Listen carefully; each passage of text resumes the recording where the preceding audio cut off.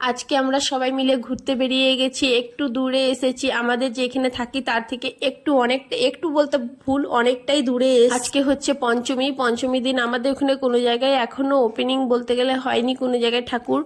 কালকে ষষ্ঠী, কালকে সব জায়গাতে হবে। একটু দূরে দূরে সব জায়গায় প্যান্ডেলগুলোতে পঞ্চমীর আগে থেকে সব লোকজন ঘোরাঘুরি করছে। দেখো এই প্যান্ডেলটা খুব সুন্দর হয়েছে। এটা কি মন্দির বানিয়েছো, কেউ কি বুঝতে পারছো? তো বুঝতে পারছো তো অবশ্যই কমেন্ট করে জানিও। আর এই মাঠটাতে দেখো আজকে কতটা ভিড়। আজকে তো পঞ্চমী, কালকে দিয়ে ষষ্ঠী, কালকে দিয়ে আরো প্রচন্ড পরিমাণে ভিড় হবে। এখন তো 7টা বাজে, 7:30 8টার পর থেকে অনেকটা পরিমাণে ভিড় বেড়ে যাচ্ছে। যে টাইমে আমরা এখান থেকে বেরোবো সেই টাইমটাতে অনেকটা পরিমাণে দেখলাম ভিড় বেড়ে যাচ্ছে।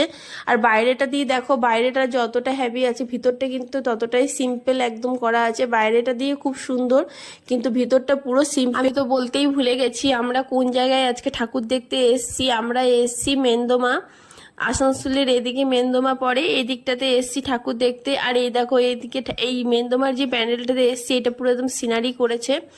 তো এইখানে পিউ মকটেলের এখানে দাঁড়িয়ে আছে, বলছে মকটেল খাবে, তো মকটেল ওখানে নিচ্ছে।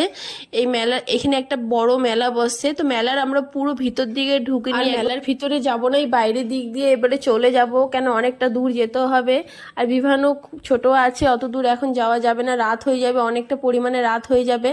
আর এখানে পিউ মকটেল নিয়ে নিয়েছে, এই ম্যাঙ্গো ফ্লেভার মকটেল নিয়েছে। আর এইটা দেখে বিভান পুরো চিল্লাচ্ছে যে ও খাবে, এক করে চিল্লাচ্ছে। তো এখানে চুষছে, খেতে পারছে না পারছে চুষছে। এরপর আমরা বেরিয়ে পড়বো এখান থেকে। আর একবার দেখো চিল্লাচ্ছে, কন্টিনিউ চিল্লে যাচ্ছে মকটেল খাবার জন্য। তো যাই হোক, আজকের এই মিনি ব্লগটা কেমন লাগলো অবশ্যই তোমরা কমেন্ট করে জানিও।